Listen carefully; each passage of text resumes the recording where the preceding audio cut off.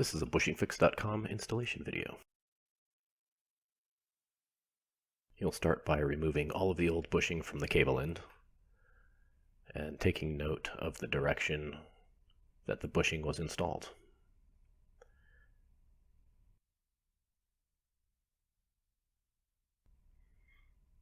Place the bushing on the cable end opening and use the red installation driver to press the bushing into place.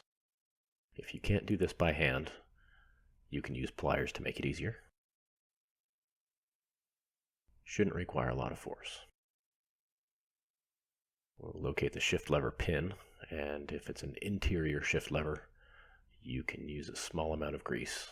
Put it directly on the pin. If it's an exterior shift lever, don't use any grease on it. You can discard the grease.